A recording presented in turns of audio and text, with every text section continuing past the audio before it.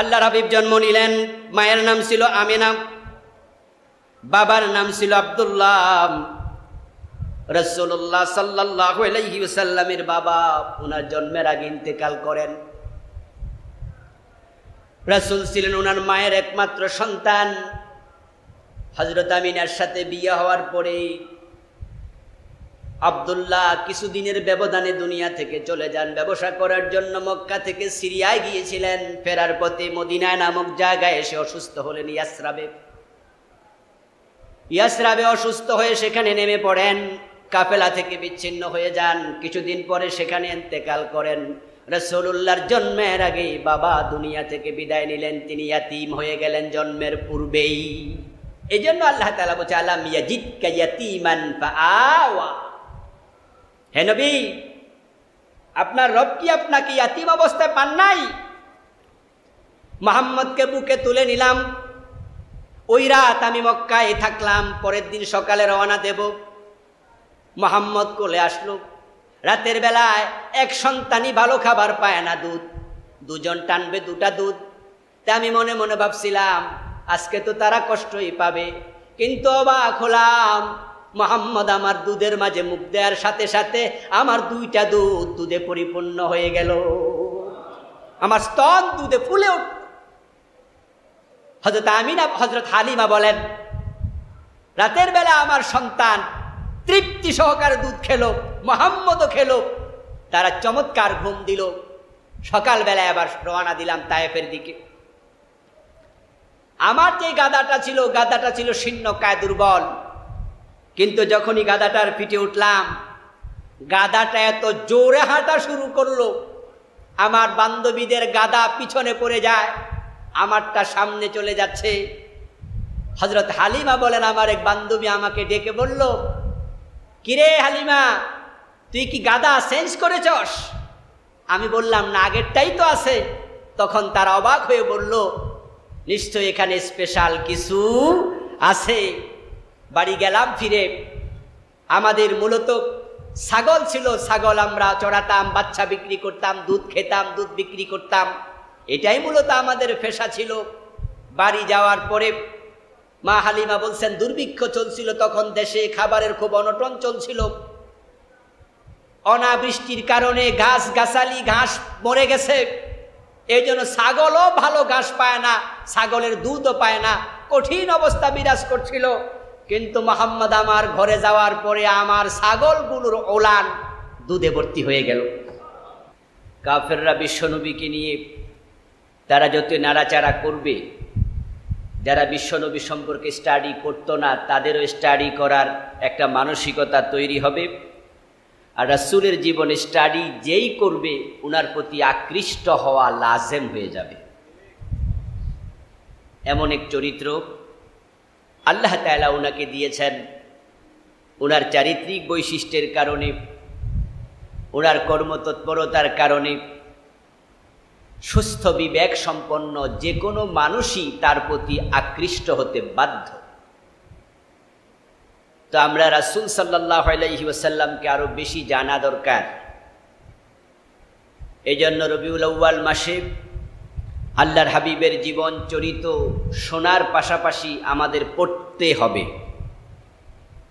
আমি আজকের আলোচনার শুরুতেই বিশেষ অনুরোধ করতে চাই, রাসূল সাল্লাল্লাহু আলাইহি ওয়াসাল্লামের জীবনীর উপরে একটি বই কমপক্ষে প্রথম থেকে শেষ পর্যন্ত অধ্যয়ন করতে হবে। এই অনুরোধ আমি রাখতে চাই। আপনারা পড়তে রাজি আছেন কিনা?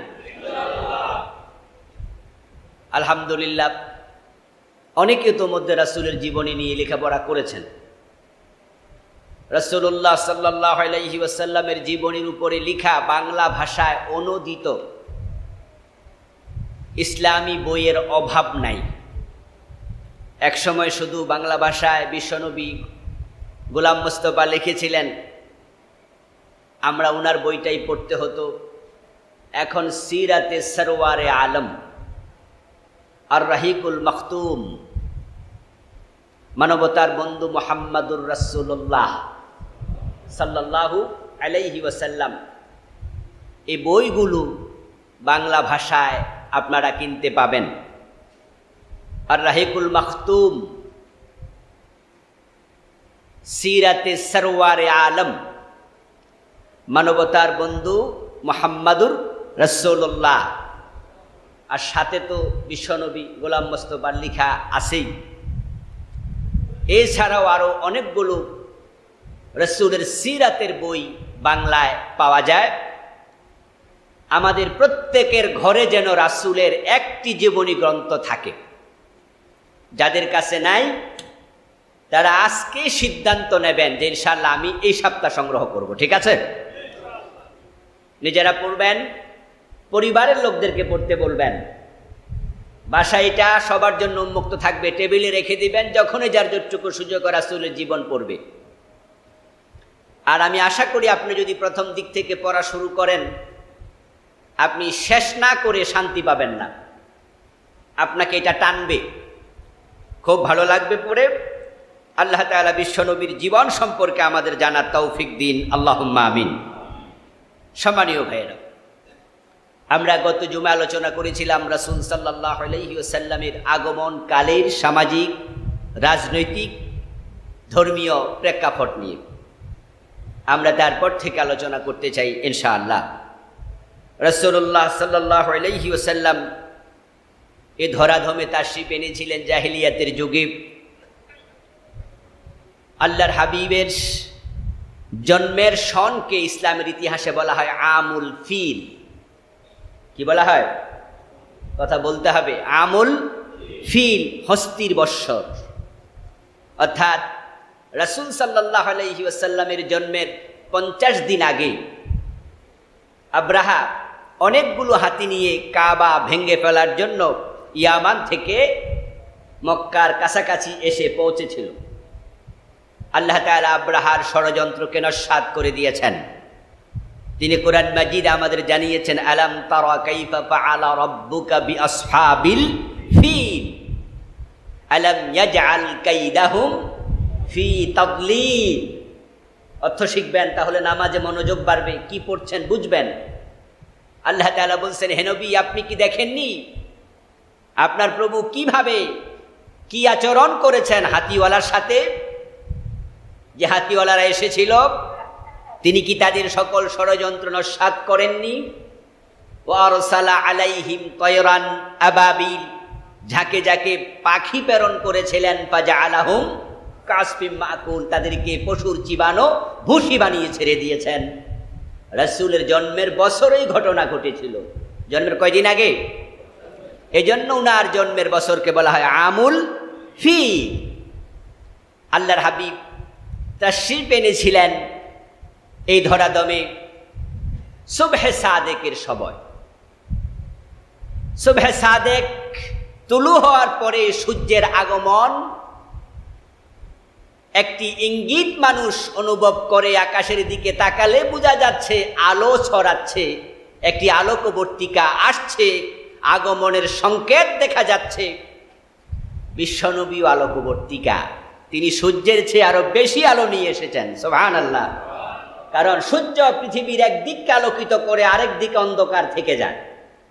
যেমন এখন আমরা বাংলাদেশের লোকেরা আলোকিত অবস্থায় আছি, আমেরিকায় কি এখন আলো নাই, অন্ধকার। সূর্য একসাথে তামাম দুনিয়াকে আলোকিত করতে পারে না, কিন্তু নবী মুহাম্মদুর রাসূলুল্লাহ সাল্লাল্লাহু আলাইহি ওয়াসাল্লাম এমন এক জ্যোতিষ্ক, এমন এক সূর্য, তামাম পৃথিবীকে তিনি একসাথে আলোকিত করেছেন, সুবহানাল্লাহ।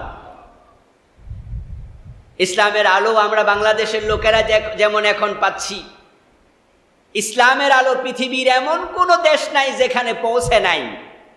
পৃথিবীর সব দেশে কম বেশি মুসলমান আছে না নাই? ইসরায়েলে নাই? ইসরায়েলও হাজার হাজার মুসলমান আছে, পৃথিবীর সব দেশে আছে। আল্লাহু আকবার। আল্লাহ তাআলা বিশ্বনবী মুহাম্মদুর রাসূলুল্লাহ সাল্লাল্লাহু আলাইহি ওয়াসাল্লামকে পাঠালেন সুবহে সাদেকের সময়। তিনি এসেছেন, পৃথিবীকে আলোকিত করেছেন। কোন মাস, কোন বছর, তারিখ কোনটা, এ বিষয়ে কোরআন এবং হাদিসে কোনো বর্ণনা পাওয়া যায় না। তবে ওনার জন্মের দিনটা ছিল সোমবার, এটা সহিহ মুসলিমের একটি হাদিসে পাওয়া যায়।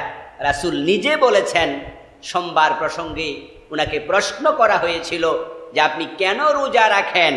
সুইলান নবী সাল্লাল্লাহু আলাইহি ওয়াসাল্লাম আন সাওমি ইয়াউমিল ইসনাইন ক্বালা যালিকা ইয়াউম বুলিদতু ফি। আল্লাহর হাবিবকে প্রশ্ন করা হলো, আপনি সোমবারে রোজা কেন রাখেন? রাসূল সাল্লাল্লাহু আলাইহি ওয়াসাল্লাম বললেন, সোমবার এমন এক দিন, বুলিদতু ফীহি ওয়া বুইসতু ফী, সেদিন আমি দুনিয়ায় এসেছি এবং সেদিন আমার উপরে ওহী নাজিল হয়েছে। সুবহানাল্লাহ। আমার উপরে ওহী আসছে সোমবারে, আমি পৃথিবীতে আগমনও করেছিলাম কিবারে? সোমবারে। এটা হাদিস দিয়ে প্রমাণিত। এছাড়া আর উনার জন্মের বছর, তারিখ, জন্মের মাস এটা হাদিসে কোরআনে পাওয়া যায় না। না পাওয়ার মাঝে কোনো অকল্যাণ নেই, কোনো অসুবিধাও নেই, কারণ তিনি কোন মাসে আসছেন, কোন বছর আসছেন, এটা জানার সাথে ইসলামের কোনো আমলের সম্পর্ক নাই। আর তিনি এসেছিলেন এমন একটি সময়ে, যে সময়ে শিক্ষিত মানুষ অ্যাভেলেবেল ছিল না। যুগটাই তো অন্ধকার যুগ। আজকের আধুনিক যুগেও তো যেখানে রবীন্দ্রনাথের মতো, নজরুলের মতো, বঙ্কিমচন্দ্রের মতো, কায়কোবাদের মতো বড় বড় কবি আমাদের দেশে জন্ম নিয়েছে, আমরা তাদের পরবর্তী প্রজন্ম আজকে MA পাস, BA পাস ঘরে ঘরে পাওয়া যায়, কামেল পাস, দাওরা পাস। এর পরেও আমাদের জন্ম তারিখ সঠিকভাবে আমরাও তো অনেকে কথা বলেন না কেন? হ্যাঁ, ওটাই কইেন, তাহলে তো আগাইতে সুবিধা। আমরা কি সবাই নিজের জন্ম তারিখ নিশ্চিতভাবে জানি? আপনারা কেউ কেউ হয়তো জানেন, কিন্তু আমিও জানি না। আমার জন্ম তারিখটা কত আমার বাবা মা লিখেনি, তাই আমি জানি না। এখন আমি যেটা জানি আমার জন্ম তারিখ, সেটা হলো আমার স্কুলের মাদ্রাসার শিক্ষক দিয়েছে। আপনারাও যেটা জন্ম তারিখ জানেন, সেটা লিখছে কেডা? শিক্ষক। কারণ তারা হিসাব করছে মেট্রিক পরীক্ষা দিলে বয়স কত লাগে? 14। তো 14 হিসাব করে ক্লাসে যে কয়জন আছে সবার জন্ম তারিখ 14, এই হিসাবে দিয়ে দিছে। এইভাবে জন্ম তারিখ সম্পর্কে আধুনিক যুগের লোকেরাও নিশ্চিত নয় তার জন্ম তারিখটা কোনটা। জন্ম তারিখ আমাদের কারো কারো 3টাও আছে। অরিজিনাল একটা, শিক্ষক দিছে একটা, বিয়ে যদি 18 বছরের আগে করে তাহলে কাজী সাহেব দিছে আরেকটা। কারণ আইন আছে 18 বছরের নিচে কোনো মেয়ে বিয়ে দিলে কাজীরও জেল হবে। 21 বছরের নিচে কোনো ছেলেকে বিয়ে দিলে কাজী সাহেব মামলা খাওয়া লাগবে। এই জন্য কাজী কয়, আমি 21-এর নিচে লিখবো না, সার্টিফিকেট একটা বানায় নিয়ে আসো। তাহলে জন্ম তারিখ যদি এই যুগে আমরা না জানি 1400 বছর আগে রাসূল কোন দিন জন্ম নিয়েছেন, সেটা না জানাটা অস্বাভাবিক কোনো ব্যাপার নয়। কোন সাহাবী রাসূলকে প্রশ্ন করেননি, ইয়া রাসূলুল্লাহ আপনার জন্ম তারিখ কবে? কোনো প্রয়োজন নাই। আল্লাহ তাআলা বলেছেন, লা তাসআলু আনা শিয়া, আমার নবীকে তোমরা বেশি বেশি অপ্রয়োজনীয় প্রশ্ন করবে না, বেশি বেশি প্রশ্ন করো না। এই জন্য সাহাবাই কেরাম খুব জরুরি না হলে রাসূলকে কোনো প্রশ্ন করতেন না। আমার বন্ধু, রাসূল সাল্লাল্লাহু আলাইহি ওয়াসাল্লাম জন্ম নিয়েছেন রবিউল আউয়াল মাসে। এটা হলো ঐতিহাসিকদের বর্ণনা। তিনি জন্ম নিয়েছেন রবিউল আউয়ালের 12 তারিখ অথবা 9 তারিখ, এটা ঐতিহাসিকদের বর্ণনা। রাসূল সাল্লাল্লাহু আলাইহি ওয়াসাল্লামের জন্মের সন ছিল 570 অথবা 71, এটা ঐতিহাসিকদের বর্ণনা। ঐতিহাসিকদের বর্ণনার মাঝে সত্য মিথ্যা দুইটাই সম্ভাবনা থাকে। এর উপরে ধারণা তৈরি হয়, বিশ্বাস তৈরি হয় না। ইয়াকিন বিশ্বাস তৈরির জন্য কোরআন এবং হাদিসে মুতাওয়াতির লাগে। রাসূলের জন্মের ব্যাপারে এটা পাওয়া যায় না।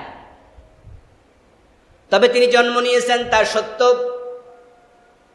ঐতিহাসিকদের অধিকাংশ বলেন উনার জন্মের তারিখ ছিল রবিউল আউয়ালের 9 তারিখ। মুআররিখগণ হিসাব করে দেখেছেন আমুল ফিল, ওই হাতির বছরে রবিউল আউয়ালের 12 তারিখ সোমবার ছিল না। ঐতিহাসিকগণ হিসাব করতে করতে দেখেন হস্তির বছরে রবিউল আউয়াল মাসের সোমবার রাসূল যে জন্ম নিয়েছেন সোমবারে, তা নিয়ে কোনো সন্দেহ নাই। সেটা সহিহ মুসলিমের হাদিস দিয়ে সাব্যস্ত। হিসাব করতে করতে গিয়ে দেখেন সোমবারটা পরে 9 তারিখ, সোমবার পরে। কিন্তু ইবনে ইসহাক বলেছেন রাসূলের জন্ম 12 তারিখ। উনি একজন ঐতিহাসিক, প্রখ্যাত ঐতিহাসিক। তাই তার ইতিহাসের ওই গবেষণাকে সামনে নিয়ে কেউ বলেন 12, অধিকাংশ বলেন 9, অনির্ধারিত। 12 হতে পারে, 9 হতে পারে। কোন ঐতিহাসিক বলছেন রবিউল আউয়াল মাস, কেউ বলছেন রবিউস সানি, কেউ বলছেন রমজান, কেউ বলেছেন আরো ভিন্ন মাস।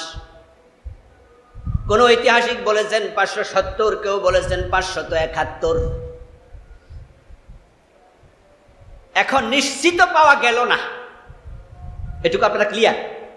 আচ্ছা, আমি এর আগে কিন্তু ইতিহাসের বই পড়ার কথা বলছি, তাহলে আমার এই বক্তব্যগুলো আপনি বই পড়লে পাবেন, মিলানোর সুযোগ আছে আপনার। তাহলে এখন রাসূলের জন্ম তারিখ কি নির্ধারিত না অনির্ধারিত? জন্মের মাস কি নির্ধারিত না অনির্ধারিত? জন্মের বছর নির্ধারিত না অনির্ধারিত? তাহলে আপনারা ঈদে মিলাদুন নবী কেমনে পালন করবেন? কারণ তারিখ তো নির্ধারিত না। এখন বাংলাদেশে যারা ঈদে মিলাদুন নবী পালন করে, তারিখও তো নাই, পালন কেমনে করবে? তাহলে বোঝা গেল পুরাটা ঘটনা আন্দাজি হচ্ছে, ঠিক না? আন্দাজে, অনুমানে। ফি'লুল হাকিম লা ইয়াখলু আনিল হিকমাহ। আল্লাহ তাআলা মহাবিজ্ঞানী, উনার কোনো কাজ হিকমতের খেলাফ হয় না। প্রতিটা কাজের মাঝে রহস্য আছেই, হয়তো আমি বুঝি অথবা না বুঝি। যে নবী মুহাম্মদুর রাসূলুল্লাহ সাল্লাল্লাহু আলাইহি সাল্লাম জানলেন উনার সোমবারে জন্ম হয়েছে, ওই নবী মুহাম্মদ যদি আল্লাহকে জিজ্ঞাসা করতেন, আল্লাহ আমার তারিখটা কত ছিল, মাসটা কি ছিল, বছরটা কত ছিল, আপনি একটু জানাইয়া দেন, জানানোর ক্ষমতা আল্লাহর আছে না নাই? কিন্তু রাসূল জানতে চান নাই, আল্লাহ নিজ ওহীর মাধ্যমে জানান নাই। হিকমত আছে। এই হিকমতটা আমরা ইদানিং অনুভব করতেছি, যে তারিখ পাওয়া যায় না নির্ধারিত, মাস পাওয়া যায় না নির্ধারিত, বছর পাওয়া যায় না নির্ধারিত, এরপরও যদি ঈদ বানাইয়া ছাড়ে, তাহলে তারিখ পাইলে পাবলিক গুলো ঈদের নামাজ বানাইয়াও ছাড়তো। এটা আল্লাহ স্পষ্ট রেখেছেন যেন কোনো বেদাত সৃষ্টি করা না যায়। রাসূলুল্লাহ সাল্লাল্লাহু আলাইহি ওয়াসাল্লামের জন্ম দিবসকে কেন্দ্র করে চরম বিভ্রান্তি চলছে, জাহালাত, বেদাত চলছে। ইসলামে ঈদ হলো দুটি, যে দুটিতে নামাজ আছে, খুতবা আছে, ঈদ উদযাপনের নির্ধারিত রীতি আছে। আর এখন বাংলাদেশে ঈদ হয়ে গেছে 3টি, ঈদুল ফিতর, ঈদুল আজহা, সাথে যোগ হয়েছে ঈদে মিলাদুন নবী। টেলিভিশনে, পত্রিকায়, সোশ্যাল মিডিয়া আমরা দেখি জশ্নে জুলুস হয়, গেট হয়, ব্যানার হয়, ঈদ মুবারক পর্যন্ত জানাচ্ছে, এবং বড় কেক বানিয়ে হ্যাপি বার্থডে টু ইউ ইয়া রাসূলুল্লাহ কেক কাটে, এমন ঘটনাও। অথচ জন্মদিবস, মৃত্যু দিবস পালন করার রীতি ইসলামের মাঝে নাই। রাসূলুল্লাহ সাল্লাল্লাহু আলাইহি ওয়াসাল্লাম ইন্তেকাল করলেন 11 হিজরিতে। সর্বশেষ সাহাবী আবু তুফাইল রাদিয়াল্লাহু তাআলা আনহু ইন্তেকাল করেন 101 হিজরিতে। 11 থেকে 101, 90 বছর সাহাবাগণ জীবিত ছিলেন। কত বছর? রাসূলুল্লাহর প্রতি ভালোবাসা, মহব্বত আমাদের বেশি না সাহাবায়ে কেরামের বেশি? কত বেশি?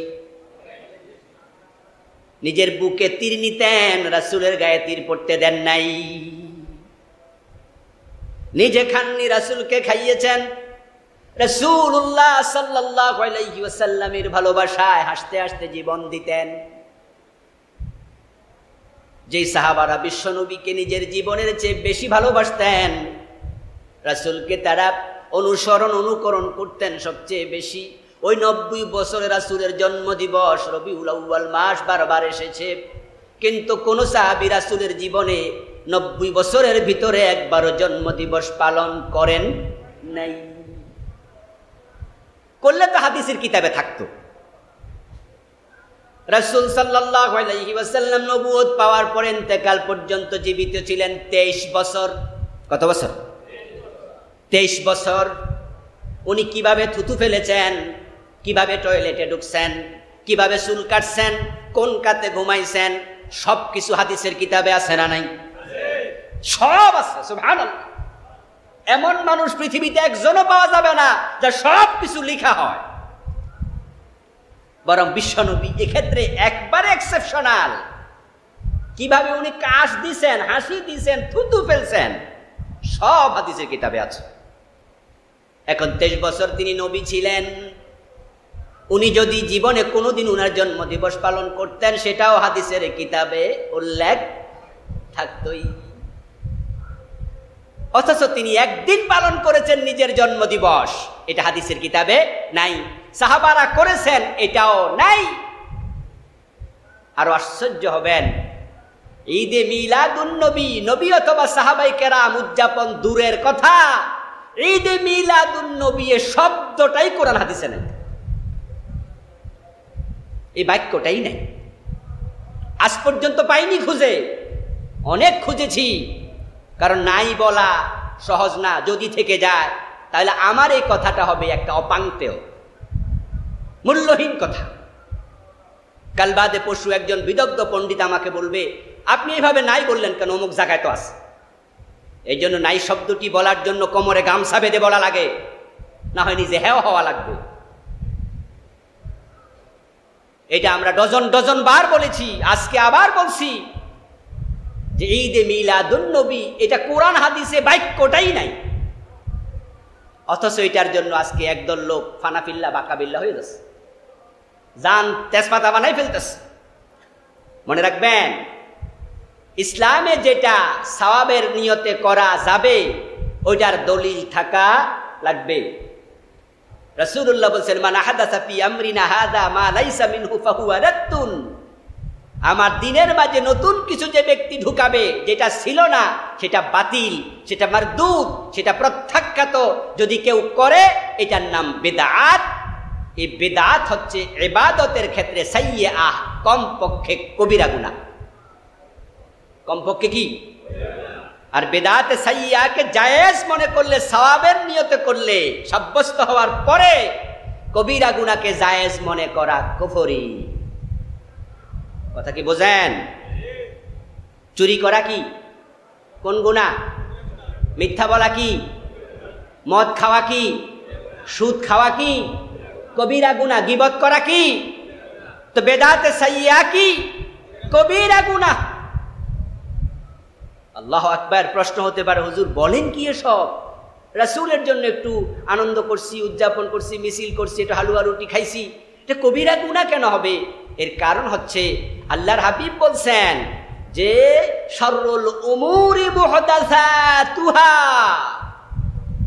যত নিকৃষ্ট কাজ আছে তার মাঝে সবচেয়ে নিকৃষ্ট কাজের মাঝে একটা হলো বেদাত।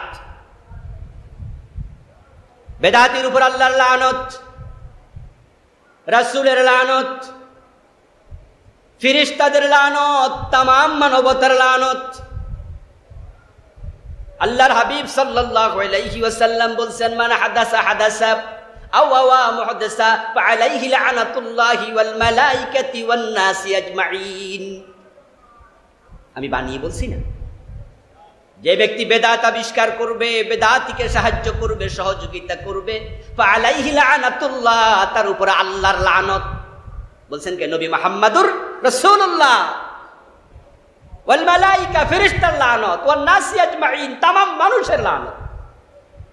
এর কারণটা কি জানেন ভাই? কারণটা হলো বেদাত যে ব্যক্তি করবে সে রাসূলের রেখে যাওয়া দ্বীনকে বিকৃত করে। রাসূল ইসলাম যেভাবে রেখে গেছে সেভাবে আর ইসলামটা থাকে না। এই জন্য ঈদ মিলাদুন নবী নামে কোন ঈদ উদযাপন করা ইসলামে জায়েজ নাই। অতি আবেগ দেখাতে যাবেন না। রাসূলুল্লাহ সাহাবারা যেটা করেননি সেটার নাম ইবাদত হতে পারে না। বলবেন হুজুর অসুবিধা কি? অসুবিধা কি? তাহলে তো আমিও বলতে পারি ঈদের নামাজে আজান দেন না কেন, দিলে অসুবিধা কি? ঈদের নামাজে আজান আছে তো দিলে অসুবিধা কি? জানাজার নামাজে রুকু সেজদা আছে, যদি কেউ দেয়া শুরু করে, রুকু সেজদা ভালো কাজ না খারাপ কাজ? তো যদি কেউ জানাজার নামাজে রুকু সেজদা দেয় আর আপনি বলেন দিলেন কেন, উনি বলে অসুবিধা কি, তাহলে কি হবে? অসুবিধা হলো রাসূল যা করেন নাই তুমি কেন করলা, সাহাবারা যা করেন নাই তুমি কেন করলা। এই জন্য ঈদে মিলাদুন নবী নামে কোন ঈদ উদযাপন করা যাবে না। জন্মদিবস পালন করা এটা হিন্দুদের কালচার, এটা খ্রিস্টানদের কালচার, এটা বৌদ্ধদের কালচার, এটা মুসলমানদের কালচার নয়। হিন্দুরা তাদের আপনার শ্রীকৃষ্ণের জন্মদিবস পালন করে সেটার নাম দিয়েছে জন্মাষ্টমী। খ্রিস্টানরা যিশুর জন্মদিবস পালন করে সেটার নাম দিয়েছে বড় দিন, আছে কিনা? বৌদ্ধরা পালন করে বৌদ্ধ পূর্ণিমা। এইভাবে আরো আছে, বৌদ্ধদেরও জন্মদিবস আছে তাদের নেতার। এইভাবে অন্যান্য ধর্মের লোকেরা জন্মদিবস পালন করে, করে তাদের যিশুর, করে তাদের বাবার, করে তাদের নিজের, করে তাদের সন্তানের। এই জন্য খ্রিস্টানদের কালচার এত বেশি যে তারা বাচ্চাদের জন্মদিবসে উইশ করে, চিঠি পাঠায়, লিখে হ্যাপি বার্থডে টু ইউ। এগুলো মুসলমানদের মাঝেও ঢুকে যাচ্ছে। জন্মদিবসের রীতি ইসলামে নেই। এই জন্য আমরা নবীরটা করি না, সাহাবারটা করি না, আবু বকরের করি না, ওমরের করি না, আব্দুল কাদের জিলানীর করি না, ইমাম আবু হানিফার জন্মদিবস পালন করি না, আমার নিজেরটা করি না, আমার বাবারটাও করি না। কারণ জন্মদিবস পালনের রীতিটা ইসলামের মাঝে নাই।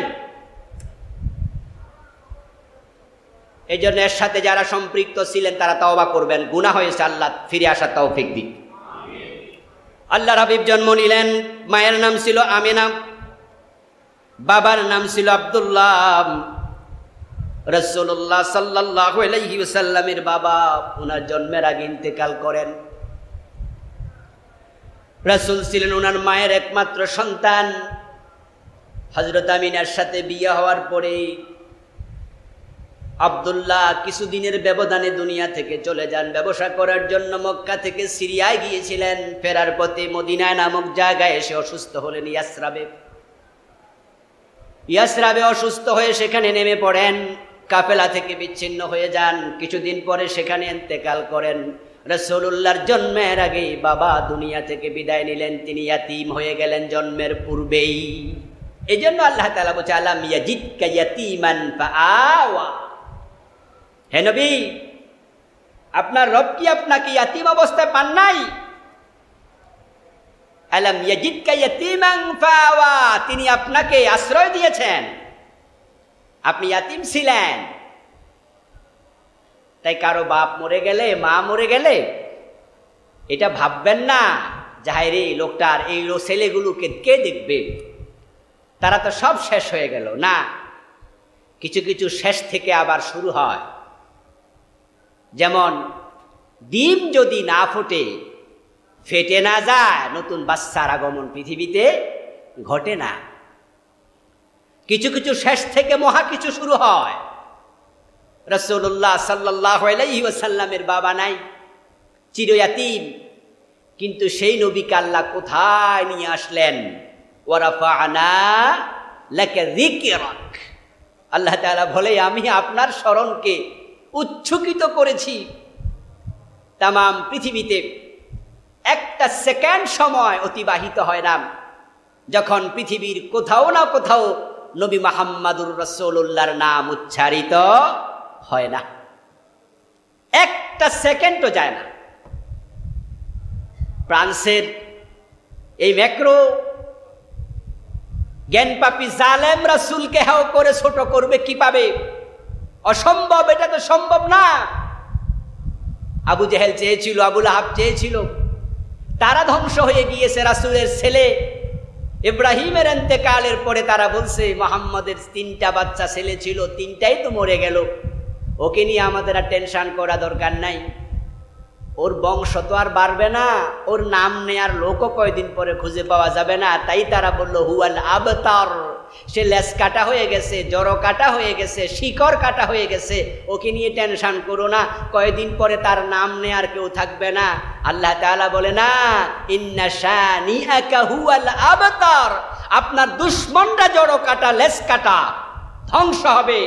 ওয়ারাফা'না লাকা যিকরাকা, আমি আপনার স্মরণকে উপরে নিয়ে গেলাম, আমি আমার নামের পাশে আপনার নাম বসিয়ে দিলাম। আজানে মানুষ যখন আমার নাম জোরে বলবে আশহাদু আল্লা ইলাহা ইল্লাল্লাহ, এরপরেই আমি আপনার নাম উচ্চারণ করা ওয়াজিব বানায়া দিলাম। তারা বলতে হবে আশহাদু আন্না মুহাম্মাদার রাসূলুল্লাহ, আস্তে নয় জোরেই বলতে হবে। তামাম পৃথিবীর মাসাজিদগুলোর মিনার থেকে রাসূলের নাম উচ্চারিত হচ্ছে। পৃথিবী গোলাগার হওয়ার কারণে, গোল হওয়ার কারণে বাংলাদেশে যখন আসরের টাইম, তখন দেখা যায় সৌদি আরবে অথবা তার ওই দিকে আরো যারা মাগরিবে আছে তাদের ফজরের টাইম, বা আমেরিকায় ফজরের টাইম, ব্রিটেনে ফজরের টাইম, ব্রিটেনে যখন ইশারের টাইম তখন আরেক দেশে মাগরিবের টাইম, এই দেশে যখন ফজরের টাইম পৃথিবীর আরেক দেশে তখন আসরের টাইম, এইভাবে করে ঘুরতেছে। আজান চলছে, একটা সেকেন্ড বন্ধ নাই আজান, আর আজান যেখানে আছে নবী মুহাম্মদের নামও সেখানে আছে। তো রাসূলের বিরুদ্ধে কথা বলে তারা রাসূলকে ছোট করবে কেমনে? এটা অসম্ভব। বরং ইতিহাস সাক্ষী, রাসূলকে যারা হেয় করতে চেয়েছে তারা লাঞ্ছিত হয়েছে, ধ্বংস হয়েছে আবু জাহেল, ধ্বংস হয়েছে আবু লাহাব। ঠিক নবী মুহাম্মদের সাথে আজকের যে ফ্রান্সের সরকার যুদ্ধ ঘোষণা করছে, আমরাও তাদেরকে জানাতে চাই থেমে যাও, নয় আল্লাহর গজবে আল্লাহ তোমাদেরকে ধ্বংস করবেন, সেই ক্ষমতাও আল্লাহর আছে। ফিরাউন আরো ক্ষমতাধর ছিল, আল্লাহ ধ্বংস করেছেন পানিতে ডুবিয়ে। নমরুদ ক্ষমতাধর ছিল, আল্লাহ ধ্বংস করেছেন ঠ্যাংভাঙ্গা মশা দিয়ে। সে আল্লাহ এখনো আছে না নাই? আবাবিল পাখি দিয়ে আব্রাহাকে ধ্বংস করেছেন। রাসূলের সাথে বেয়াদবি যেই করে আল্লাহ তাকে শাস্তি দেন, ধ্বংস করেন। এই জন্য আমরা ফ্রান্স সরকারকে জানাতে চাই, এ বেয়াদবি বন্ধ করে তারা যেন ফিরে আসে। অন্যকে আঘাত করে, অন্যের মনস্তাত্ত্বিকতায় আঘাত করে, অন্য ব্যক্তির মেন্টালি তাকে হিট করে আপনি কথা বলবেন, কাউকে হেয় করবেন, কাউকে ছোট করবেন, এটার নাম বাক স্বাধীনতা হতে পারে না। এটার নাম বাক স্বাধীনতা নয়। বাক স্বাধীনতা মানে হচ্ছে এমনভাবে কথা বলবেন প্রয়োজনীয় কথা হয়ে যাবে, অন্য কেউ আঘাত প্রাপ্ত হবে না। নিজের জরুরত আপনি সারবেন, আপনি চুপ থাকবেন না, প্রয়োজনে নিশ্চয়ই কথা বলবেন। আপনার প্রয়োজনটা সেরে গেল, আরেকজনের ক্ষতি হলো না, এটাই হলো প্রকৃত বাক স্বাধীনতা। এখন যদি তারা নবী মুহাম্মদকে হেয় করে, আমাদের মাঝে কেউ যদি নবী ঈসাকে হেয় করে, নাউজুবিল্লাহ, যেটা আমরা কখনো করি না, ইহুদিরা নবী মুহাম্মদকে গালি দেবে, কোন মুসলমান রাগ করে আবার নবী মূসাকে গালি দেবে, বলুন তো পরিস্থিতি কি স্বাভাবিক হবে না অস্বাভাবিক হবে? এটার নামে জঙ্গিবাদ, এটার নামে উগ্রতা, এটা হচ্ছে মৌলবাদ। কিন্তু তারা মৌলবাদী, তারা জঙ্গি, তারা উগ্র, তারা আমাদেরকে হেয় করে, আঘাত করে, উল্টা আবার আমাদেরকে মৌলবাদী বলে গালি দেয়। নবী মুহাম্মদুর রাসূলুল্লাহ সাল্লাল্লাহু আলাইহি ওয়াসাল্লামকে আল্লাহ তাআলা পাঠালেন, এর আগেই উনার বাবা চলে গেলেন। মদিনাতেই উনার বাবাকে কবরস্থ করা হলো। উনার বাবা আব্দুল্লাহ, টোটাল উনারা ভাই ছিলেন 10 জন। আব্দুল্লাহ ছিলেন 4র্থ নাম্বার। রাসূল সাল্লাল্লাহু আলাইহি সাল্লামের চাচা বড় জন হারেস, দ্বিতীয় জন জুবাইর, তৃতীয় জন আবু তালেব, তারপরে আব্দুল্লাহ, আবু লাহাব, গাইদাক, মাখুল, হামজা, সাফার, আব্বাস রাদিয়াল্লাহু তাআলা আনহু। কেউ মুসলিম হয়েছেন, কেউ ইসলাম গ্রহণ করেননি, কেউ রাসূলের নবুয়তের আগে ইন্তেকাল করেছেন। ফুফু ছিলেন 6 জন, বাইজাব, বাররা, আতিকা, সাফিয়া, আরওয়া, উমাইমা। তার মাঝে হযরত সাফিয়া রাদিয়াল্লাহু তাআলা আনহা বাতিজার উপর ইসলাম ঈমান এনেছে, ইসলাম গ্রহণ করেছেন। এবং তিনি ভাতিজা নবী মুহাম্মদের সাথে বিভিন্ন যুদ্ধের মাঠেও হাজির হয়েছিলেন। দাদার নাম ছিল আব্দুল মুত্তালিব, দাদির নাম ছিল ফাতেমা, নানার নাম ছিল ওহাব ইবনে আব্দে মান্নাফ, নানির নাম বাররা। রাসূল সাল্লাল্লাহু আলাইহি সাল্লামের জন্মের পরে ওনার মা খবর দিলেন, পৌঁছাও দাদার কাছে খবর, আল্লাহ তাআলা আমাকে একটি সন্তান দিয়েছেন, ছেলে।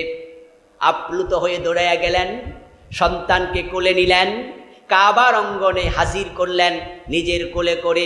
সেখানে কাবার সামনে দাঁড়িয়ে দাদা নাম রাখলেন মুহাম্মদ সাল্লাল্লাহু আলাইহি ওয়াসাল্লাম। এর আগে আরব সমাজে এই নাম পাওয়া যেত না। মুহাম্মদ নামটা উনার দাদা রেখেছেন খুব আদর করে। রাসূল সাল্লাল্লাহু আলাইহি ওয়াসাল্লামের জন্মের পর উনার মা আমিনা উনাকে দুধ পান করিয়েছেন। তারপরে দুধ পান করিয়েছেন সাউবিয়া, যাকে সুয়াইবা বলা হয়। তারপর দুধ পান করিয়েছেন বনু সাদ গোত্রের হযরত হালিমা সাদিয়া। এই তিনজন দুধ পান করিয়েছেন বিশ্বনবীকে। ইতিহাসে এটা সকল মুআররিখ একমত। এছাড়া আরো দুজন নারীর কথা পাওয়া যায়। একজন বনি সাদ গোত্রের মহিলা হযরত হালিমা যে গোত্রের, তিনিও একবার রাসূলকে দুধ পান করিয়েছেন। আর দুধ পান করিয়েছেন উম্মে আইমান নামে একজন দাসী। রাহিকুল মাখতুম প্রণেতা বলেন উনিও কিছুদিন দুধ পান করিয়েছেন। এতে করে বিশ্বনবীকে দুধ পান করিয়েছেন পাওয়া যায় মোট 5 জন মহিলা। আল্লাহর হাবিব সাল্লাল্লাহু আলাইহি ওয়াসাল্লামকে জন্মের কিছুদিন পরে বাহিরে পাঠিয়ে দেয়া হলো মক্কার 70 মাইল দূরে। মক্কা থেকে তায়েফ নামক জায়গা, যেখানে মা হালিমার বাড়ি। এটা আরব দেশের ট্র্যাডিশন ছিল, যারা একটু সম্ভ্রান্ত বংশের লোক তারা সন্তানদেরকে নিজেরা দুধ পান করাতেন না, অন্যকে দিয়ে দুধ পান করিয়ে বড় করতেন। জাহেলিয়াতের যুগের কত রকম ট্র্যাডিশন, এটাও একটা। যদিও আজকের এই দিনে যদি কোনো নারী তার বুকের দুধ না খাইয়া অন্য জায়গায় দিয়ে দেয়, এটাকে আমরা ভালোভাবে কেউই নেব না। আমরা বলবো নিষ্ঠুর মা। এটা কেমন মা, নিজের ছেলেকে নিজে অন্য জায়গায় দিয়ে দেয়? কিন্তু আরব দেশে এটা ট্র্যাডিশন ছিল। হযরত হালিমা বলেন, আল্লামা ইবনে ইসহাক রওয়ায়াত করছেন, হালিমা বলেন আমি আমার বান্ধবীদের সাথে সন্তান আনার জন্য মক্কায় গেলাম। আমার গাধাটা ছিল দুর্বল, তাই আমার বান্ধবীরা আমার অনেক আগে মক্কায় পৌঁছে গেল। বিভিন্ন সম্ভ্রান্ত বংশের সন্তানদেরকে যে যার মতো করে কোলে নিয়ে তারা আস্তে আস্তে মক্কা থেকে তায়েফের দিকে রওনা করার জন্য প্রস্তুত হলো। আমি সবার পরে গিয়ে পৌঁছে দেখি মুহাম্মদ ছাড়া দত্তক দেওয়ার মতো কোনো সন্তান এখন আর নাই। মুহাম্মাদের বাড়ি গেলাম, আব্দুল্লাহ নাই, মৃত, আর্থিক অবস্থাও ভালো নয়, ইয়াতীম। তাই আমার স্বামী আমাকে বলল, এই গরিব ছেলেটাকে নিয়ে লাভবান হওয়া যাবে না, বরং চলো ফিরে যাই। হযরত হালিমা বলেন আমি বললাম অনেক দূর থেকে এসেছি, খালি হাতে ফিরে না যে টাকা পয়সা যাই দেখ না কেন, কমপক্ষে নিলে কিছু তো পাওয়া গেল, না পাওয়ার চেয়ে কিছু পাওয়া ভালো। স্বামী বললেন ঠিক আছে, তাহলে তাকে কোলে তুলে নাও। ইয়াতীম, আর্থিক অবস্থার সঙ্গতি কম, মোহাম্মদ ইবনে আব্দুল্লাহকে আমি কোলে তুলে নিলাম। কোলে তুলে আমি মক্কা থেকে তায়েফের দিকে রওনা করলাম। আমার বুকে একটি সন্তান তখন দুধ পান করছিল। রাতের বেলায় খাদ্য কম, আমাদের গরিব মানুষ, তাই রাতের বেলায় দুধ বুকে জমতো না। আমার সন্তানটা কোনো রাতেই তৃপ্তি সহকারে খেতে পায় নাই দুধ, তাই রাতে ভালো ঘুমাতো না। মুহাম্মদকে বুকে তুলে নিলাম। ওই রাত আমি মক্কায় থাকলাম। পরের দিন সকালে রওনা দেব। মুহাম্মদ কোলে আসলো। রাতের বেলায় এক সন্তানই ভালো খাবার পায় না, দুধ দুজন টানবে দুটা দুধ। তা আমি মনে মনে ভাবছিলাম আজকে তো তারা কষ্টই পাবে, কিন্তু অবাক হলাম মুহাম্মদ আমার দুধের মাঝে মুখ দেওয়ার সাথে সাথে আমার দুইটা দুধ দুধে পরিপূর্ণ হয়ে গেল। আমার স্তন দুধে ফুলে উঠল। হযরত হালিমা বলেন রাতের বেলা আমার সন্তান তৃপ্তি সহকারে দুধ খেলো, মুহাম্মদও খেলো। তারা চমৎকার ঘুম দিল। সকালবেলায় আবার রওনা দিলাম তায়েফের দিকে। আমার যে গাদাটা ছিল শীর্ণকায় দুর্বল, কিন্তু যখনই গাদাটার পিঠে উঠলাম, গাদাটা এত জোরে হাঁটা শুরু করলো, আমার বান্ধবীদের গাদা পিছনে পড়ে যায়, আমারটা সামনে চলে যাচ্ছে। হযরত হালিমা বলেন, আমার এক বান্ধবী আমাকে ডেকে বলল, কিরে হালিমা, তুই কি গাদা চেঞ্জ করেছস? আমি বললাম, না, আগেরটাই তো আছে। তখন তারা অবাক হয়ে বলল, নিশ্চয় এখানে স্পেশাল কিছু আছে। বাড়ি গেলাম ফিরে। আমাদের মূলত ছাগল ছিল, ছাগল আমরা চড়াতাম, বাচ্চা বিক্রি করতাম, দুধ খেতাম, দুধ বিক্রি করতাম, এটাই মূলত আমাদের পেশা ছিল। বাড়ি যাওয়ার পরে মা হালিমা বলছেন, দুর্ভিক্ষ চলছিল তখন দেশে, খাবারের খুব অনটন চলছিল। অনাবৃষ্টির কারণে ঘাস গাছালি ঘাস মরে গেছে, এই জন্য ছাগলও ভালো ঘাস পায় না, ছাগলের দুধও পায় না, কঠিন অবস্থা বিরাজ করছিল। কিন্তু মুহাম্মদ আমার ঘরে যাওয়ার পরে আমার ছাগলগুলোর ওলান দুধে ভর্তি হয়ে গেল।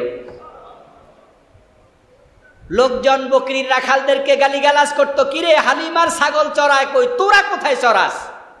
হালিমার ছাগলের দুধের অভাব নাই, তোদের কি হলো?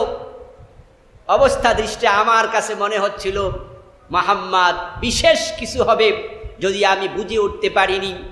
এভাবে আস্তে করে 2টা বছর কেটে গেল। আমার সাথে আমিনার চুক্তি ছিল 2 বছর দুধ পান করাবো, 2 বছর পরে মক্কায় এনে রেখে যাব।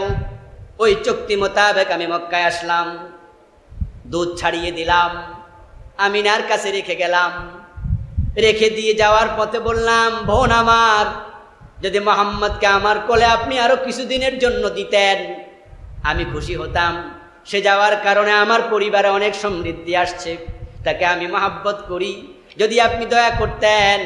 এই কথা বলার পর হযরত আমিনা আমাকে আবার ফিরিয়ে দিলেন মুহাম্মদকে। আমি আমার সাথে করে নিয়ে আসলাম, আরো 2 বছর আমার ঘরে রাখলাম। বয়স 4 বছর, বন্ধু বান্ধবের সাথে খেলা করতে মাঠে গেছে। এ অবস্থায় হঠাৎ একজন বাচ্চা দৌড়ায় এসে বলে, হালিমা, তোমার সন্তান মুহাম্মদকে কে যেন এসে মাটির মাঝে শুইয়ে দিয়া ওই পাহাড়ের পাদদেশে ওর পুরাটা বুক ছিঁড়ে ফেলেছে, এখন সেখানে পড়ে আছে, আমরা দেখেছি। হযরত হালিমা বলেন, আমি দৌড়ায় গেলাম, গিয়া দেখি নবী মুহাম্মদ আমার বাচ্চাটা বিবর্ষ বদনে বসে আছে। আমি শুনলাম কিছু একটা বুকের মাঝে দেখতে পেলাম, মনে হয় যেন একটা আঁচড়ের মতো দেখা যায়। আমি ভয় পেয়ে গেলাম, অন্যের সন্তান কি না কি হয়ে যায়। আর দেরি করলাম না, মুহাম্মদকে নিয়ে মক্কায় ফিরে আসলাম। হযরত আমিনার কাছে আমি তাকে ফিরিয়ে দিয়ে গেলাম। রাসূলের বয়স 5-এর কাছাকাছি। আল্লাহর হাবিব মায়ের কোলে কিছুদিন অবস্থান করলেন। তারপরে রাসূলের মা আব্দুল্লাহ স্ত্রী, তিনি সন্তানকে নিয়ে বাবার কবর জিয়ারত করাবেন, বাবার কবর দেখাবেন। এই সিদ্ধান্ত নিয়ে উনার শ্বশুর আব্দুল মুত্তালিবকে জানালেন, যদি আপনি অনুমতি দেন আপনাকে সহ আমি যেতে চাই আব্দুল্লাহর কবর জিয়ারত করতে। আমার সন্তান তার বাবাকে দেখে নাই, বাবার কবরটা একটু দেখে আসুক। আব্দুল মুত্তালিব রাজি হয়ে গেলেন, আব্দুল্লাহর কবর জিয়ারতে যাবেন। বললেন, উম্মু আইমানকে সাথে নাও। উম্মু আইমান ছিলেন আব্দুল্লাহর দাসী, উনিও রাজি হলেন। 4 জন মিলে রওনা দিলেন মক্কা মদিনার দিকে। মদিনায় গেলেন, বাবার কবর জিয়ারত হয়ে গেল। রাসূলুল্লাহ সাল্লাল্লাহু আলাইহি ওয়াসাল্লাম বাবার কবর দেখে জিয়ারত করে ফেললেন। মদিনার থেকে আবার মক্কার দিক, আপনার মদিনা থেকে মক্কার দিকে প্রতিমধ্যে আবওয়া নামক জায়গা, ওখানে পৌঁছে তারা বিশ্রাম নিলেন। হযরত আমিনা অসুস্থ অনুভব করলেন। এই অসুস্থতার মাঝে হঠাৎ করে আল্লাহ তাআলা আমিনাকেও ডেকে নিয়ে গেলেন। বাবার কবর জিয়ারত করতে গিয়ে আসার পথে মা হারা নবী মুহাম্মদ, বাবাও নাই মাও নাই,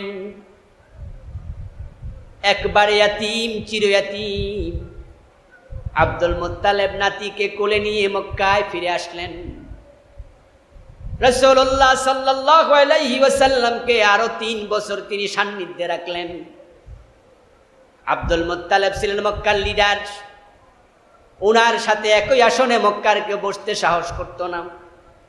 যে বিছানায় তিনি বসতেন সে বিছানায় কেউ বসতো না।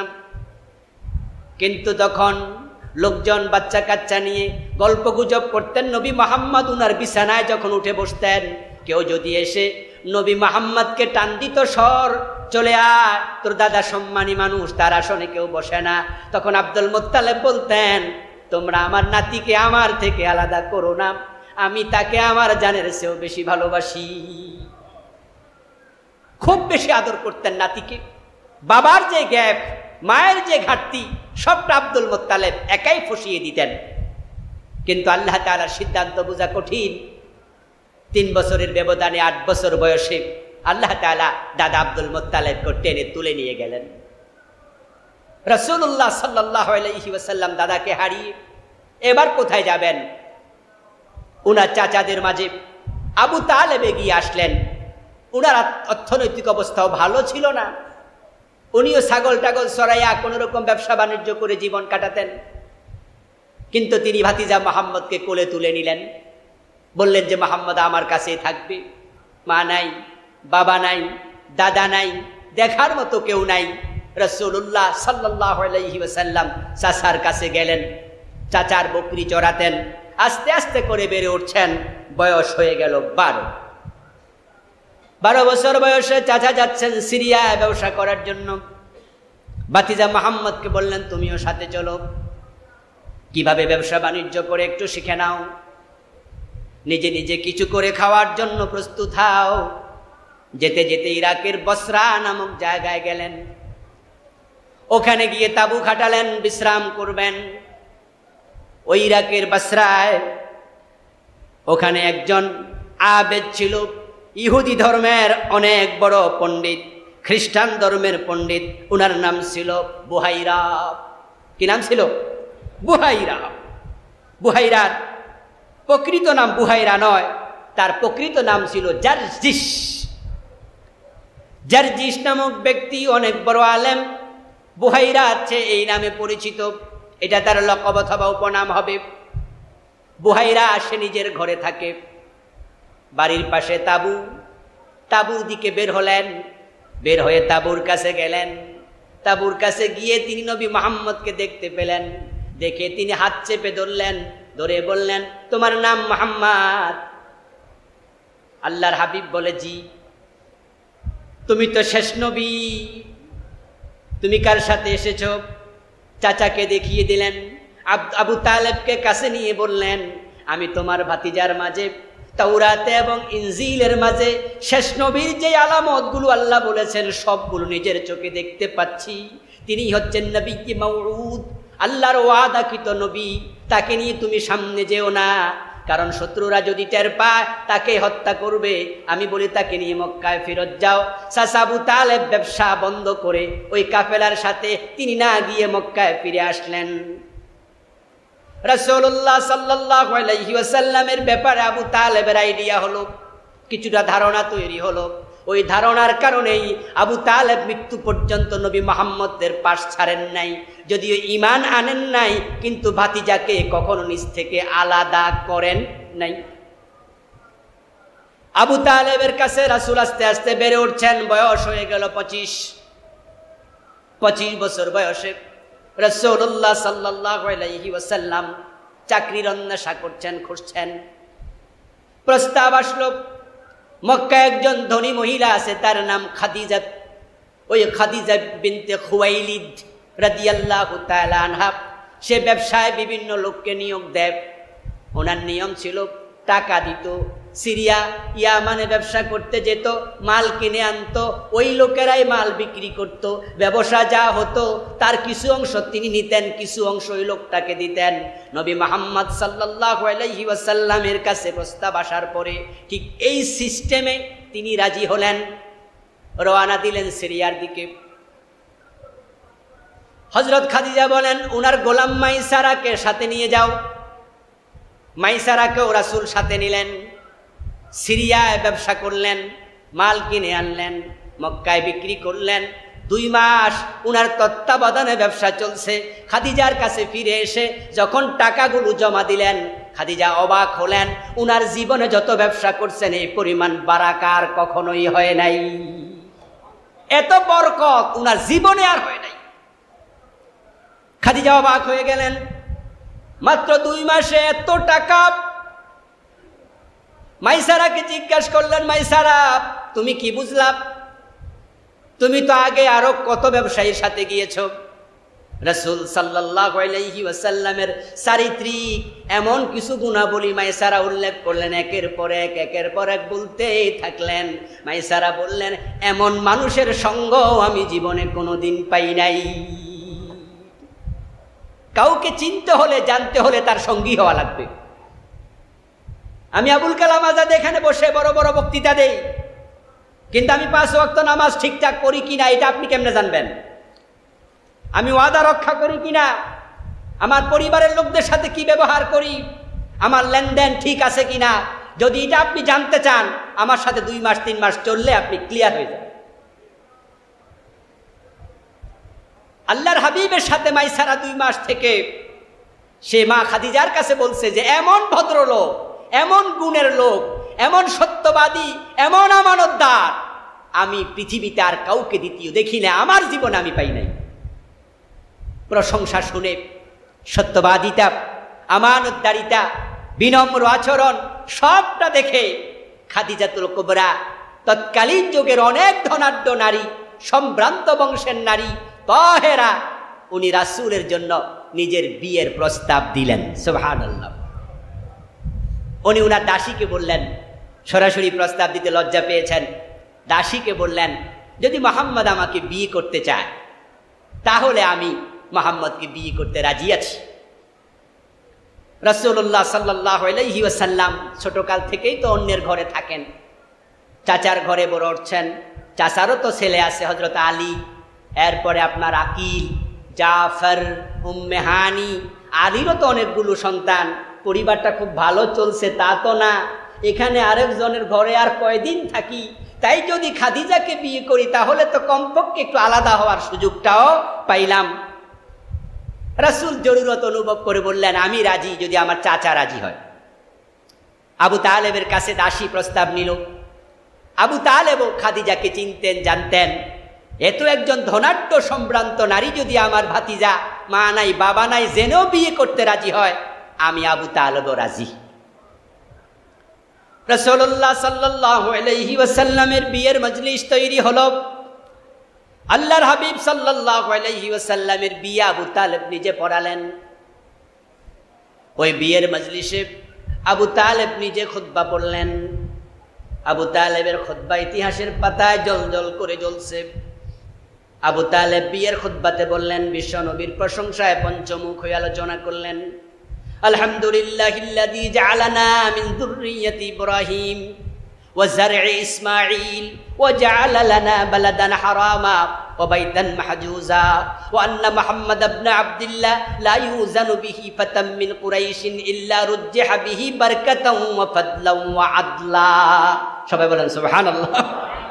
এমন এক খুতবা দিলেন, এমন এক ভাষণ দিলেন বিয়ের মজলিসে, সে ভাষণটা ইতিহাসের পাতায় লিখা, বিশ্ব নবীর প্রশংসায় পঞ্চমুখ।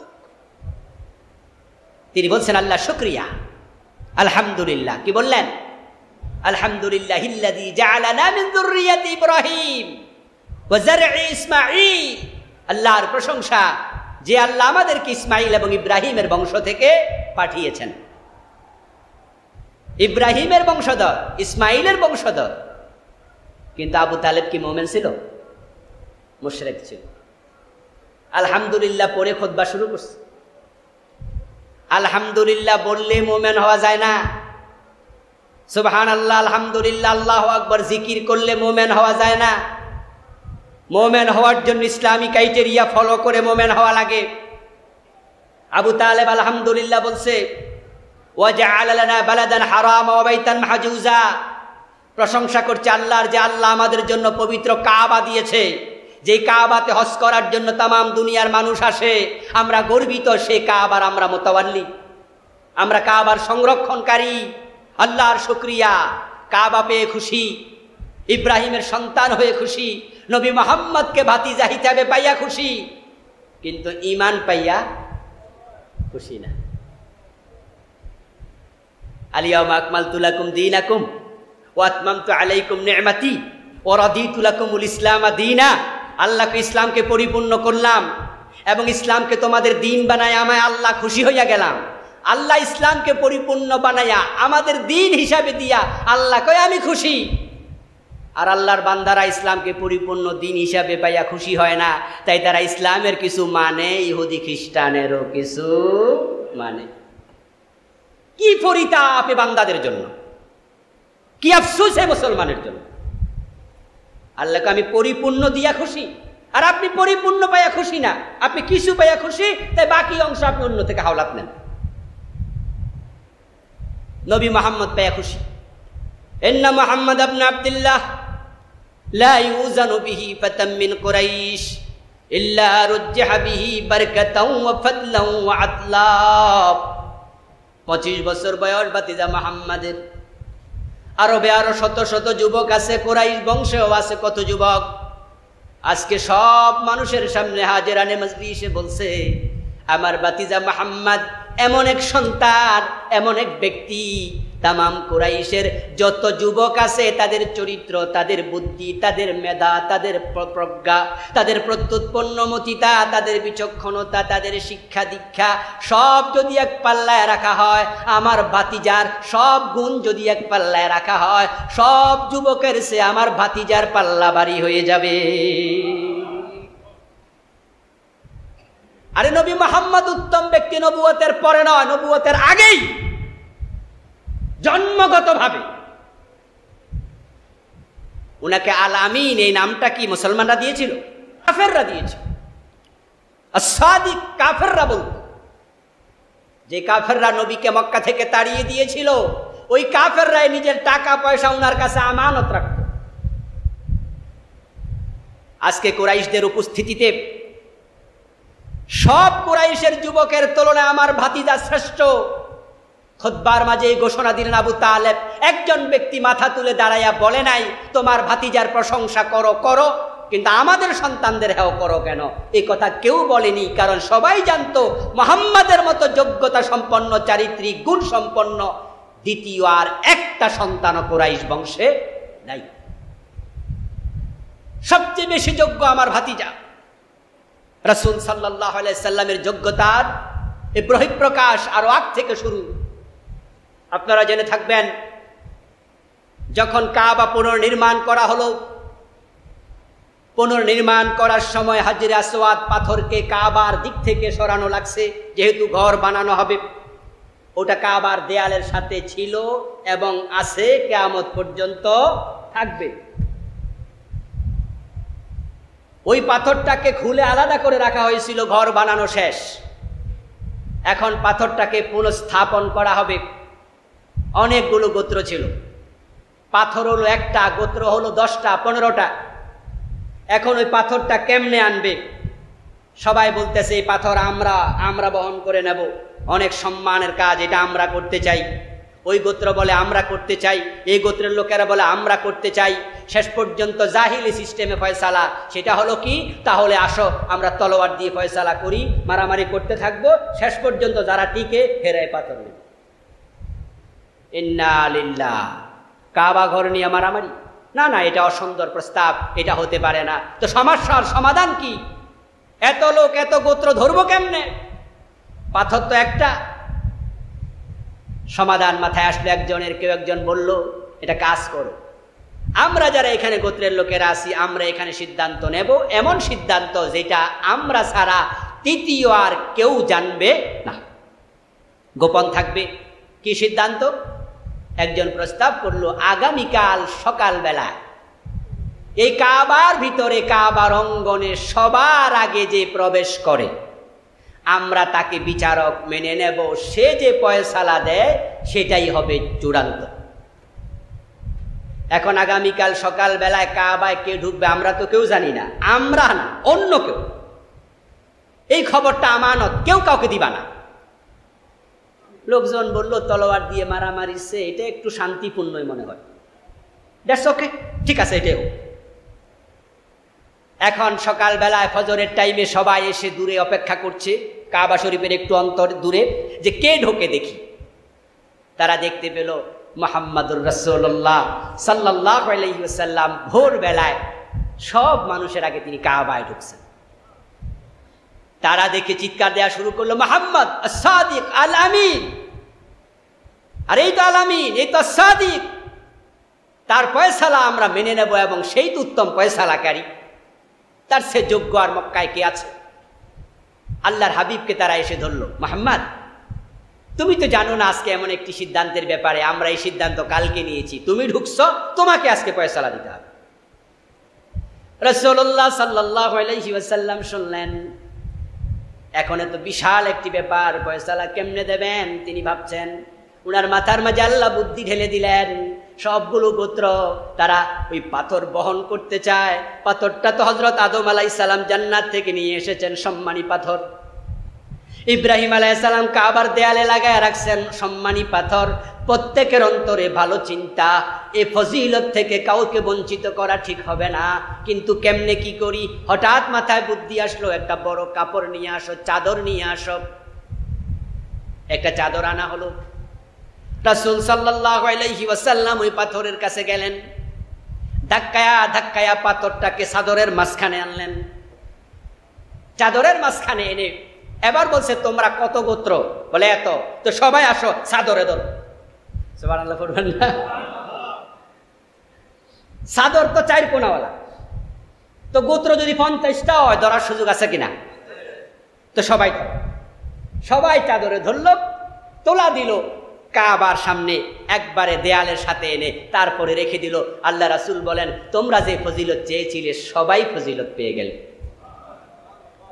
নবী মুহাম্মদের বিচক্ষণতা, এটা কি নবুয়তের পরে না আগে? অনেক আগে। আল্লাহ পাক রব্বুল আলামিন রাসূলের বয়স যখন 40-এর কাছাকাছি, তখন তাকে তিনি নবুয়ত দেওয়ার সিদ্ধান্ত নিলেন। এটাই নিয়ম। আল্লাহ তাআলা যত নবী পাঠিয়েছেন অধিকাংশ নবীর নবুয়ত তিনি 40-এ দিয়েছেন। ব্যতিক্রম পাওয়া যায় হযরত ঈসা আলাইহিস সালামকেই। হযরত ঈসার নবুয়ত দিয়েছেন তিনি 40-এর আগে। আর আদম আলাইহিস সালামকে দিয়েছেন জান্নাতে। তবে ঐতিহাসিকগণ বলেন, আদম আলাইহিস সালামকে আল্লাহ যখন বানাইছেন, ওই বানানোর সময় উনার বয়স 40 ছিল। কথা বোঝেন? উনারে আল্লাহ তাআলা ছোট বানাইছে, পিডার খাওয়ায় বড় করছে? না না, উনাকে জান্নাতে বানাইছে 120 হাত লম্বা বানাই। 40 বছর বয়স হলে পরে মানুষের দেহের যে আপনার ডিজাইনটা হয়, আল্লাহ ওই ডিজাইনটা দিয়ে উনারে বানাইছে, আর বানাইয়ে নবুয়ত দিছে। তাই উনার নবুয়ত বাচ্চাকালে হয় নাই, 40 বছর বয়সেই হয়েছে। হযরত ঈসা নবীটা ভিন্ন, আর সব নবী 40। আল্লাহর হাবিবের বয়স গিয়ে দাঁড়ালো আপনার 39 বছর 6 মাস। 39 বছর 6 মাসে আল্লাহর হাবিব স্বপ্ন দেখা শুরু করলেন। রাসূলের কাছে জিবরিল আমিন এসেছেন হেরা গুহায়, রাসূলের বয়স যখন 40 হয়েছে। কিন্তু স্বপ্নের মাধ্যমে ওহী নাজিল শুরু হয়েছে আরো 6 মাস আগে। قال النبي صلى الله عليه وسلم أول ما بدأ به الوحي الرؤيا الصالحة، أول ما بدأ به من الوحي الرؤيا الصالحة، أو كما قال النبي عليه الصلاة والسلام। বিশ্বনবী বলেন, আমার কাছে ওহী নাজিল শুরু হয়েছে সত্য স্বপ্নের মাধ্যমে। আমাদের অধিকাংশকে যদি প্রশ্ন করা হয় ওহীর শুরু কি, তখন আমরা বলবো ইকরা। অথচ এটা সঠিক জবাব নয়। কোরআন নাজিল শুরু ইকরা দিয়া, আর ওহী শুরু সত্য স্বপ্ন দিয়া। সত্য স্বপ্ন শুরু হয়েছে রাসূলের 39 বছর 6 মাস হওয়ার পরে। এই 6 মাস লাগাতার স্বপ্ন চলেছে। মা আয়েশা বলেন, সহিহ বুখারীর কিতাবুল ওহীর প্রথম হাদিস, মা আয়েশা বলেন, বিশ্বনবী বলছেন, রাতের বেলা আমি যে স্বপ্ন দেখতাম, ঠিক রাতে যা দেখতাম ঘুম থেকে ওঠার পরে সেটাই দেখতে পেতাম। সুবহানাল্লাহ। স্বপ্নের মাধ্যমে আল্লাহ আমাকে ওহী দেয়া শুরু করেছেন। এজন্য মুমিনের স্বপ্নকে বলে নবুয়তের 46 ভাগের এক ভাগ। কত ভাগের? শোনেন না আপনারা? এটা হাদিস কিন্তু। মোমেনের স্বপ্ন, সত্য স্বপ্নগুলো নবুয়তের 46 ভাগের 1 ভাগ। রাসূল নবী ছিলেন কয় বছর? এই তো মাশাআল্লাহ কিছুক্ষণ আগে বলছি, কত বছর? তো 23কে যদি আমরা 6 মাস করে ভাগ করি তাহলে কত ভাগ হবে? 46। তো 6 মাস তো ওহি ছিল স্বপ্নে, এই জন্যই বলেন মুমিনের স্বপ্ন 46 ভাগের 1 ভাগ। মুমিনের স্বপ্ন ইম্পর্টেন্ট, তবে সব স্বপ্ন সত্য নয়। কিন্তু নবীদের যত স্বপ্ন ছিল সব স্বপ্নই ওহী। এই জন্য ইব্রাহিম আলাইহিস সালাম হযরত ইসমাঈলকে জবে করেছেন, এটা কি ওহীর মাধ্যমে না স্বপ্নের মাধ্যমে? হ্যাঁ, রাসূলের কাছে নবুয়ত শুরু হয়ে গেল স্বপ্নের মাধ্যমে। গারে হেরায় তিনি গেলেন। এক পর্যায়ে 6 মাসের ব্যবধানে আল্লাহ তাআলা ওহীর যে স্বপ্নের মাধ্যমে ক্রমধারা চলছিল ওটাকেও চালু রাখলেন। পরবর্তীতে এটা আসতো, কিন্তু জিবরিল আমিনকে পাঠালেন, ইকরা নাজিল হলো, তিনি কোরআন পেলেন, নবুয়তের মূল আসনে তিনি সমাসীন হলেন। ইনশাআল্লাহ আমরা পরবর্তী জুমা থেকে এখন বিশ্বনবীর নবুয়ত কাল সম্পর্কে আলোচনা করব। তার আগে আরেকটি ঘোষণা দিয়ে আজকে আলোচনা শেষ করতে চাই। ফ্রান্সে বিশ্বনবীকে যেই ব্যঙ্গচিত্র একে হেয় করার কাজ করেছে, একজন মুসলিম হিসাবে সামর্থ্যের আলোকে তার প্রতিবাদ করা দরকার আছে কিনা? প্রতিবাদে রেজাল্ট আছে কিনা? নিশ্চয়ই আছে। আলহামদুলিল্লাহ, ইতিমধ্যে আপনারা দেখেছেন সোশ্যাল মিডিয়ায় জ্বর উঠেছে, বয়কট ফ্রান্স। ফ্রান্সের যত পণ্য দ্রব্য আছে তামাম পৃথিবীতে ওরা সাপ্লাই দেয়। প্রত্যেকটা দেশের অর্থনীতি হলো তার দেশের মেরুদণ্ড, যার উপরে ভর করে দেশ মাথা তুলে দাঁড়ায়। ফ্রান্স যেহেতু বেয়াদবি করেছে, নবীর দুশমন থেকে কোনো মুসলমান কোনো পণ্য ক্রয় করতে পারে না। ইতিমধ্যে ফ্রান্স কি কি পণ্য বাংলাদেশে রপ্তানি আমদানি আমরা করি, তারা রপ্তানি করছে, ওই পণ্যগুলো সোশ্যাল মিডিয়ার তালিকা হিসাবে দেয়া হয়েছে। যেই সেক্টরে আছেন, যারা বিল্ডিং বানান, ফ্রান্সের কোন মাল আপনার বিল্ডিংয়ে লাগে, যারা ঔষধ বানান, কোন ঔষধ রপ্তানি হচ্ছে তাদের, যারা খাবার খান, আমদানি করছেন খাদ্য, তাদের কোন কোন খাদ্য ফ্রান্স পাঠাচ্ছে এই দেশে।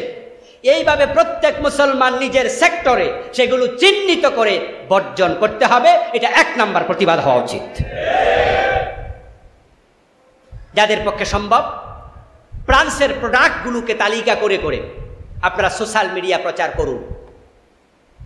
কারণ আমাদের অনেক ভাইয়েরা আছে, ব্যবসায়ীরা আছে, এই পণ্যটা ফ্রান্স থেকে আসে, হয়তো তিনি এটা জানেন না। যদি আপনি দেখেন বিকল্প আছে, তাহলে আপনার জন্য সেটা নেওয়া জায়েজ হবে না। যখন দেখবেন বিকল্প কিচ্ছু নাই, তাহলে আপনি বিপদে পড়ে নিলে হয়তো আল্লাহ মাফ করবে। আলোর পথে 24 24 ঘন্টা শুধু ইসলাম প্রচার।